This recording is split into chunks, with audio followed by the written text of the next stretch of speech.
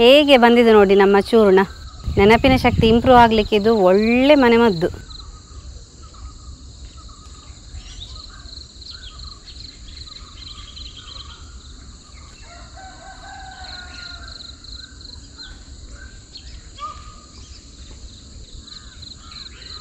Friends ನೋಡಿ, ತಿಮರೆ ಎಷ್ಟು ಸಿಕ್ಕಿದೆ. ನಮ್ಮ ಮನೆಯಲ್ಲಿ ಹುಲುಸಾಗಿ ಬೆಳೆದಿತ್ತು, ಫ್ರೆಶ್ ಇದೆ ನೋಡಿ. ಇದರಿಂದ ನಾನಿವತ್ತು ಒಳ್ಳೆ ಚೂರ್ಣ ಮಾಡಿ ತೋರಿಸ್ತೇನೆ, ತಿಮರೆ ಚೂರ್ಣ. ಮಕ್ಕಳ ನೆನಪಿನ ಶಕ್ತಿಗಂತೂ ಭಾರಿ ಒಳ್ಳೆಯದು.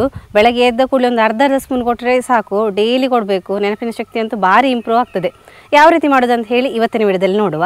ಯಾರಾದರೂ ಕರಾವಳಿ ಮಿರರ್ ಚಾನಲ್ ಹೊಸಬರು ನೋಡ್ತಾ ಇದ್ದರೆ ಸಬ್ಸ್ಕ್ರೈಬ್ ಮಾಡಿ. ಹಾಗೆಯೇ ಫೇಸ್ಬುಕ್ ಮತ್ತು ಇನ್ಸ್ಟಾಗ್ರಾಮಲ್ಲಿ ಪೇಜ್ ಇದೆ, ಅದನ್ನು ಕೂಡ ಫಾಲೋ ಮಾಡಿ.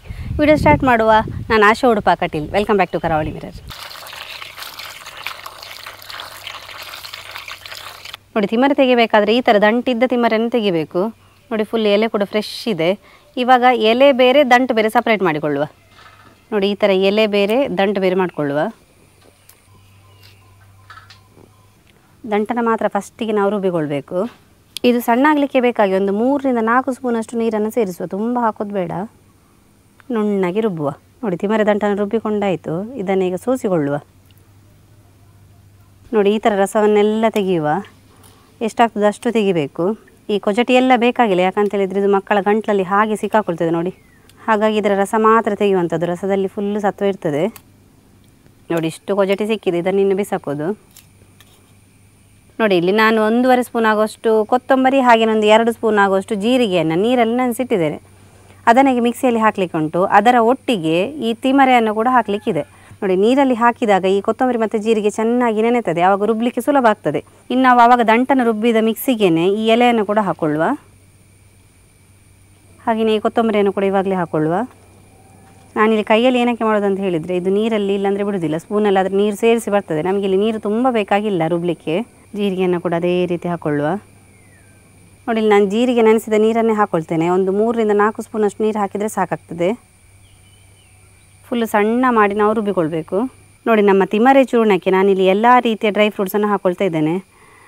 ಗೋಡಂಬಿ, ಬಾದಾಮಿ, ಕಪ್ಪು ದ್ರಾಕ್ಷಿ, ಹಾಗೆಯೇ ಒಣ ದ್ರಾಕ್ಷಿ, ವಾಲ್ನಟ್, ಚೆರಿ, ಒಣಗಿಸಿದ ಚೆರಿ. ನೋಡಿ, ಇಷ್ಟನ್ನು ಇವಾಗ ಹಾಕ್ಕೊಳ್ತೇನೆ. ಇದನ್ನು 1 ಗಂಟೆ ಮುಂಚೆ ನೀರಲ್ಲಿ ನೆನೆಸಿಟ್ಟಿದ್ದೆ. ಚೆನ್ನಾಗಿ ನೆನೆತದೆ. ಹೀಗೆ ನೆನೆಸೋದ್ರಿಂದ ಉಂಟಲ್ಲ ನಮಗೆ ಬೇಗ ಸ್ಮ್ಯಾಶ್ ಆಗ್ತದೆ.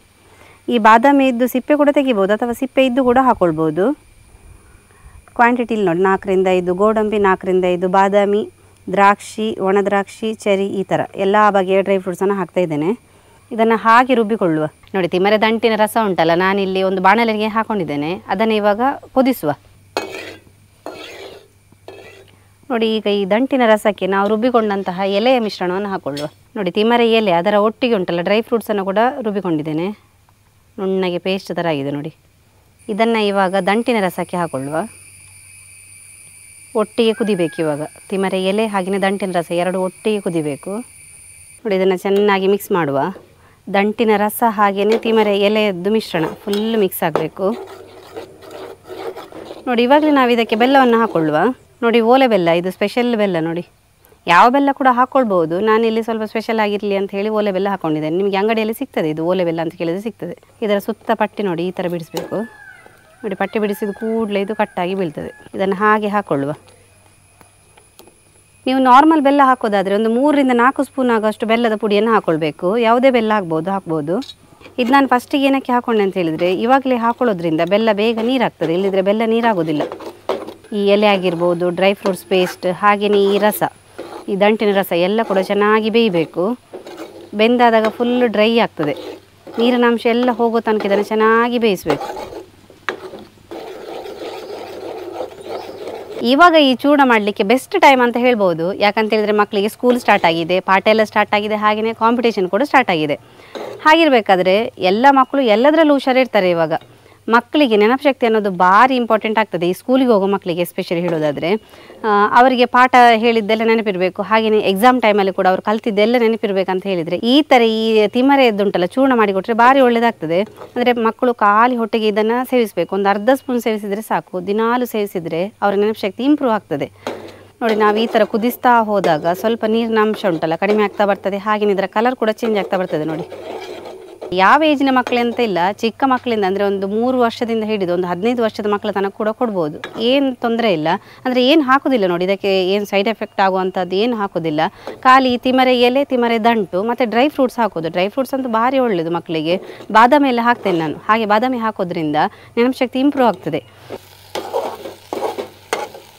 ನೋಡಿ ನಮ್ಮ ಚೂರ್ಣ ರೆಡಿ ಆಯಿತು. ಫುಲ್ ಡ್ರೈ ಆಗಿದೆ ನೋಡಿ, ನಮ್ಮ ಸಟಕದಿಂದ ಬಿಟ್ಟು ಬರೋದಿಲ್ಲ, ಅಷ್ಟು ಡ್ರೈ ಆಗಿದೆ. ಈ ಥರ ಮಾಡೋದ್ರಿಂದ ಒಂದು 6 ಮಂತ್ ತನಕ ಕೂಡ ಏನು ಹಾಳಾಗೋದಿಲ್ಲ. ಇದು ಹಾಗೆ ಪ್ರಿಸರ್ವ್ ಮಾಡ್ಬೋದು. ಅದಕ್ಕೋಸ್ಕರ ನೀರಿನ ಬಸ ಎಲ್ಲ ನಾನು ತೆಗೆದೆ. ನೋಡಿ ಇಷ್ಟು ಡ್ರೈ ಆಗಿದೆ. ಹೇಗೆ ಬಂದಿದೆ ನೋಡಿ ನಮ್ಮ ಚೂರ್ಣ. ಆ ಕಡೆ ಲೇಹ ಕೂಡ ಅಲ್ಲ, ಈ ಕಡೆ ಪೌಡ್ರ್ ಕೂಡ ಅಲ್ಲ. ಅದಕ್ಕೋಸ್ಕರ ನಾನು ಇದಕ್ಕೆ ಗಟ್ಟಿ ಚೂರ್ಣ ಅಂತೇಳಿ ಹೆಸರು ಕೊಟ್ಟಿರೋದು. ನೆನಪಿನ ಶಕ್ತಿ ಇಂಪ್ರೂವ್ ಆಗಲಿಕ್ಕೆ ಇದು ಒಳ್ಳೆ ಮನೆಮದ್ದು. ನೋಡಿದ್ರಲ್ಲ ಫ್ರೆಂಡ್ಸ್, ನಮ್ಮ ತಿಮ್ಮರೆಯ ಗಟ್ಟಿ ಚೂರ್ಣ ಯಾವ ರೀತಿ ರೆಡಿಯಾಗಿದೆ ಅಂತ ಹೇಳಿ. ಆ ಕಡೆ ಲೇಹ ಕೂಡ ಅಲ್ಲ, ಈ ಕಡೆ ಈ ಪೌಡರ್ ಕೂಡ ಅಲ್ಲ. ಹಾಗಾಗಿ ಇದನ್ನು ನಾನು ಗಟ್ಟಿ ಚೂರ್ಣ ಅಂತ ಹೇಳಿ ಹೆಸರು ಕೊಟ್ಟೆ. ತುಂಬಾ ಚೆನ್ನಾಗಿರ್ತದೆ. ಮಕ್ಕಳಿಗೆ ಅಂತುಂಟಲ್ಲ, ಇದನ್ನು ಡೈಲಿ ಕೊಡೋದ್ರಿಂದ ಎಫೆಕ್ಟಿವ್ ಆಗಿ ರಿಸಲ್ಟ್ ಕೊಡ್ತದೆ. ನಿಮ್ಮ ಮಕ್ಕಳು ಹುಷಾರಾಗಬೇಕಾ ಅಥವಾ ತುಂಬ ಮಾರ್ಕ್ಸ್ ತೆಗೆದು ಎಲ್ಲದರಲ್ಲೂ ಉಂಟಲ್ಲ ಕಾಂಪಿಟೇಷನಲ್ಲಿ ಪ್ರೈಸ್ ತೆಗಿಬೇಕಾದ್ರೆ ಈ ಥರ ಒಂದು ಚೂರ್ಣವನ್ನು ರೆಡಿ ಮಾಡಿಕೊಳ್ಳಿ. ತುಂಬಾ ಸಿಂಪಲ್ ಆಗಿ ಮಾಡ್ಕೋಬಹುದು. ಈ ವಿಡಿಯೋ ಇಷ್ಟ ಆದರೆ ನಿಮ್ಮ ಫ್ರೆಂಡ್ಸಿಗೆ, ರಿಲೇಟಿವ್ಸ್ಗೆಲ್ಲ ಹೆಚ್ಚು ಶೇರ್ ಮಾಡಿ. ಯಾರಾದರೂ ನಮ್ಮ ಕರಾವಳಿ ಮಿರರ್ ಚಾನಲ್ನ ಹೊಸಬರು ನೋಡ್ತಾ ಇದ್ರೆ ಸಬ್ಸ್ಕ್ರೈಬ್ ಮಾಡೋದನ್ನು ಮಾತ್ರ ಮರಿಬೇಡಿ. ಹೀಗೆ ನಮ್ಮ ಚಾನಲ್ನ ಸಬ್ಸ್ಕ್ರೈಬ್ ಮಾಡಿ, ಸಪೋರ್ಟ್ ಮಾಡಿ, ಫಾಲೋ ಮಾಡ್ತಾ ಇರಿ. ನಾವು ಇಂಟ್ರೆಸ್ಟಿಂಗ್ ವಿಡಿಯೋದೊಂದಿಗೆ ಮುಂದೆ ಸಿಗ್ತಾ ಇರ್ತೇವೆ. Thank you.